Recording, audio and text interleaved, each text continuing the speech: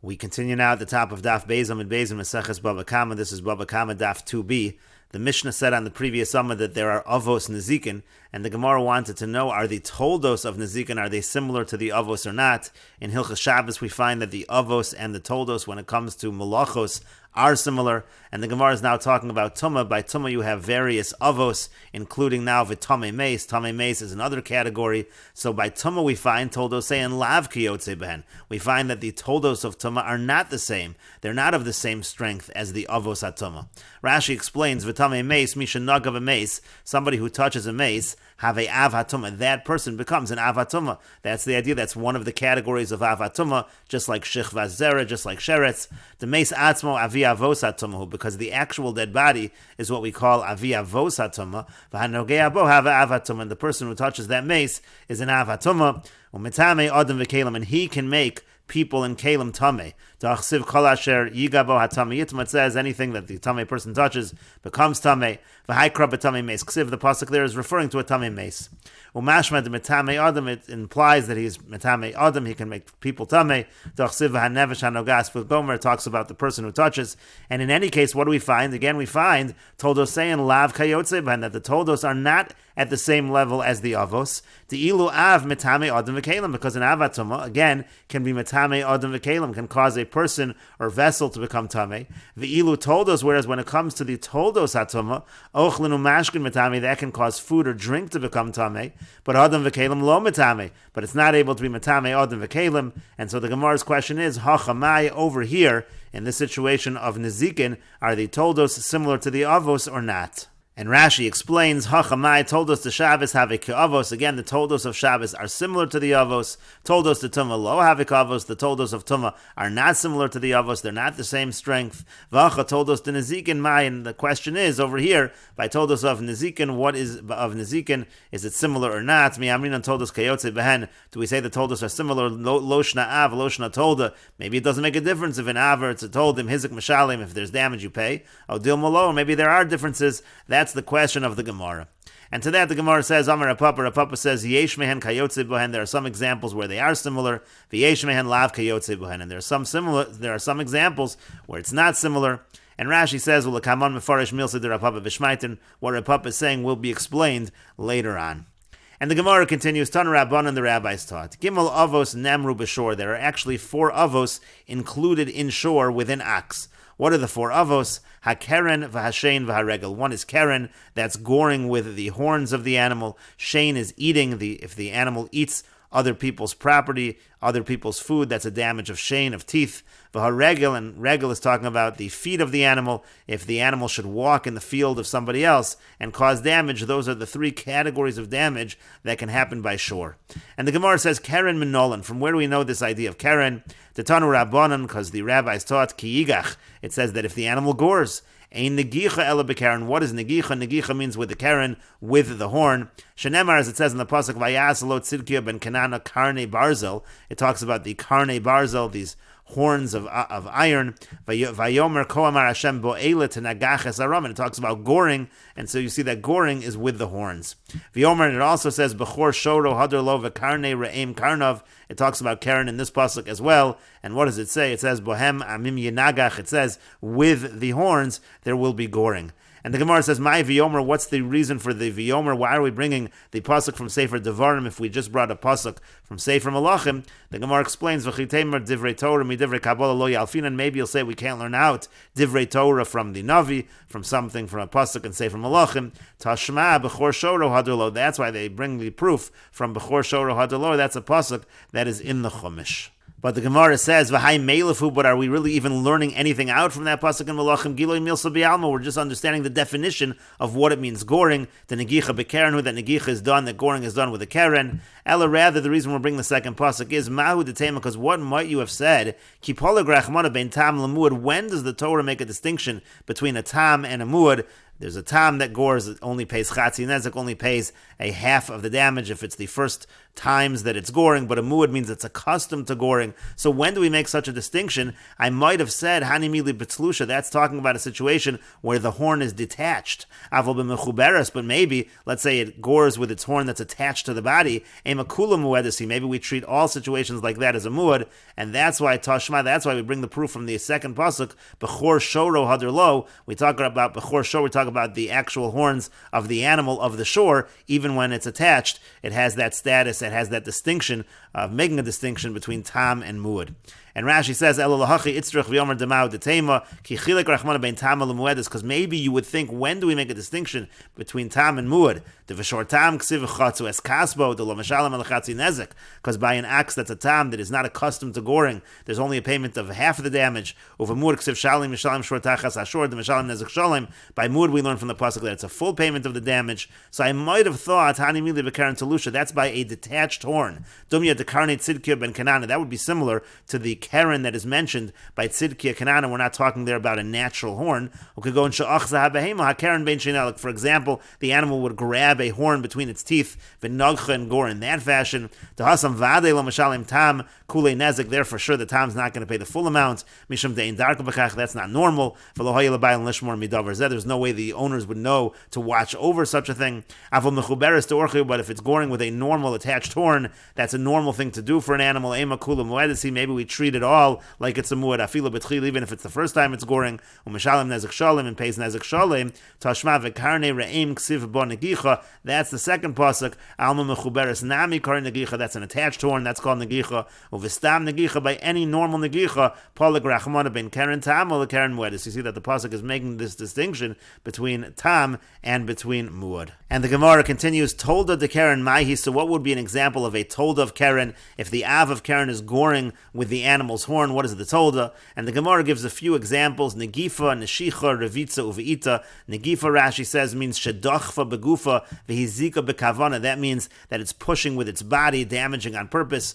And then Neshicha is biting. Revitza, Rashi says, Sharasa Kelim Mederech. Let's say an animal saw some vessels on the road, Valcha Verovtza Alen Kedel Shavar, and purposely goes and sits on them in order to break them. And Be'ita, what's Be'ita? Sheboata Biraglea, says Rashi, it kicks with its feet. Veshivra Esakelim, and it breaks the vessels. V'yahachi avitolda de Karen de Kavanosan Lahazik. The reason why these are all toldos of Karen is because there's the intention of the animals to do damage.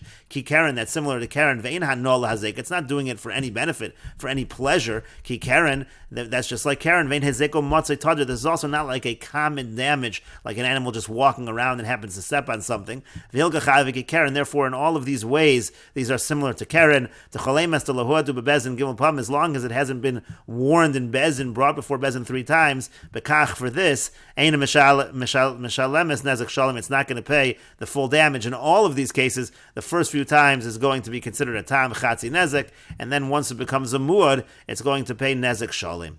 And the Gemara continues, Maishna negicha dekari la'av. What's the difference that negicha, you're referring to that as an av, dechsiv kiyigach, because it's written in the pasuk kiyigach. We said that the av is the thing that is written in the pasuk, but negifa namiksiv, but negifa also is written in the pasuk, because the pasuk says kiyigof. There's a pasuk that says kiyigof. Pasuk says v'chiyigov shor ish as shor reyehu, so it's the same thing.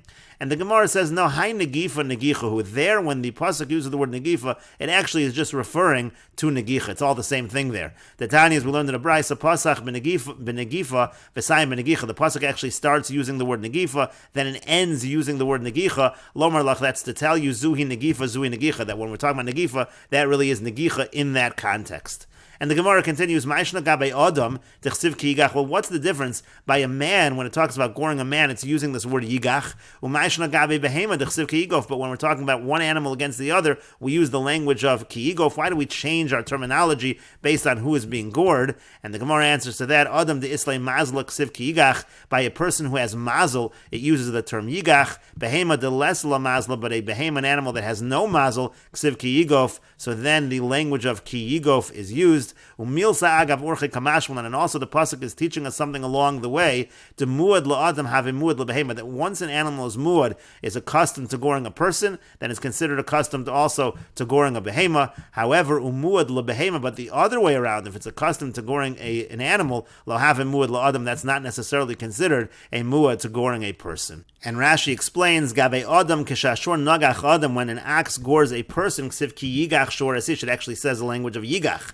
Megabe negicha shor b'shor, but when an axe gores another axe, ksiv ki yigach shor ish as shor re'ehu, use the word ki yigof shor ish as shor re'ehu. Why does it change the terminology? Adam de islay mazel sheyesh lo das lishmor askufo. Rashi understands mazel to mean that a person has das, a person has understanding to protect himself, ksiv ki yigach. So there it says yigach. Devaden iskaven ashor lahar, because there for sure the shore had intention to do bad. Ubalav b'koch is coming against the person with strength. Avol negifa have a mashma shemitzo omid v'dach v'bekarnav. But negifa sounds like he just found him standing there and he pushed him with his horns. Lishna achrin, another way to understand mazel, islay mazel ve'eno noach lahamiso. When he has mazel, it's harder to kill him. But negifa with negifa dehi dechifas karen mad, that's just pushing with the horn a little. Ela b'negicha, no, by a person you need negicha b'koach u'v'kavonu to v'tchivas karen b'guf. It has to be with strength and intention and sticking the horn into the body. And through this we learn as follows. Kra, the pasuk is teaching us midatala negicha ba'adam negifa behema. Behema, from the fact that the term negicha is used by a person and negifa by an animal, negicha is stronger. Sounds like it's harder, or it's easier rather, for the animal to die than the person. That teaches us that just because it's a muad for an animal doesn't mean it's a muad for a person, because it's harder again against a person. If such an animal would gore a person, it would still be like a tam. It wouldn't pay kofar. Because when a tam kills a person, it says that you stone the axe, but there's no kofar, the owner of the axe is innocent. But by a muad it says v'gam ba'olav yumas. It says the owner dies also. It doesn't really mean death, it means he pays the kofar payment. When it says misa over there, it means money. You pay kofar, which is essentially the value of the person that was killed, to his inheritors. V'lo misa mamish. It doesn't mean you actually kill the owner. Because we say in the first parak of Sanhedrin, al ritzichaso atahargo, if he murders, you kill him. If a person murders directly, then he's killed. Via tahargo al ritzichashor. You don't kill someone because his ox killed someone. Avol muad la'adam have a muad lebehema. But the other way around, if an animal is a muad for a person, then it is considered to be a muad for an animal. Umuad la'arog es adam ashkachas lana. How do you have a muad to kill a person? Didn't you already kill the animal after it killed the first person? So that's kishalo amad bedin. That would be like in a situation, let's say there was no court case, at shenagach sholosh pamim, and it already gored 3 times a person, shalo niskal miyad kashehemis arishan. So you could have a situation where the animal wasn't stoned immediately when it killed the first individual. And the Gemara continues, Neshicha, but you said that one of the toldos of Karen is Neshichas if the animal bites. Tolda de Shani, shouldn't that be a tolda of Shane? Because that's using the teeth. And the Gemara says, not at all. Lo, no. Shane yesh hanola hazeka, because what Shane means is the animal is getting pleasure, deriving benefit from the damage. It's eating the food of somebody else. Ha'ein hanola hazeka, but if an animal bites, there's no pleasure to the damage. That's why it's in the category of Karen. And the Gemara continues along the same lines. Revitza uveita, isn't it crouching upon something to break it or kicking something? Isn't that tolda de regel? Wouldn't that be a tolda of regel, of stepping on things? And the Gemara says again along the same lines, lo, no, regel hazeka matzah, because regel is something that's a common damage. An animal just walking, and in the course of walking, it does damage. But but over here in these situations, ein hazeka matzah, that's not a common situation of damage. It's when the animal goes and intentionally damages. And the Gemara continues, Ella told us, Seyan lav kayotze bohen. To Yamar Rapapa, but Rapapa said sometimes the toldos are similar, sometimes they're not. When we say the toldos are sometimes not similar, ahaya, what exactly is Rapapa going on? When would Rapapa say that the toldos are not similar? Ilahima ahani, if you're going to say it's going to go on all these examples, these toldos of Karen, Maishna Karen de kavanaso lahazikum umoncho shmiraso alecha. What's the difference by Karen? The animal has intention to damage, it's your money, you have to watch over it. Hani nami, all these examples also, kavanaso lahazikum umoncho shmiraso alecha. There's intention to damage, it's your money, and it's your responsibility to watch the animal. So Ella told the Karen ke Karen. You have to say that the told of Karen is considered like Karen. And when Rapapa said sometimes the tolda is not like the Av, that's going on Shein V'regel. And the Gemara says, Shein v'regel heicha ksivi. Where do we find Shein and regel written in the Torah? The Tanya, the Gemara says, as we learned in a brayso v'shilach, the pasuk says v'shilach. The full pasuk is ki yaver ish sada ocherem v'shilach es beiro ubir b'stei acher meitav sadeo meitav karmo yishalim. That's a pasuk from Sefer Shemos, and we understand v'shilach to mean zeh regel. V'shilach refers to the damage of regel. V'chein hu omer, and likewise it says in the pasuk in Yeshayahu, mishalche regel uses the word shilach, mishalche regel hashor v'achamor, and therefore you see that word is used by regel. That's how we know v'shilach is regel.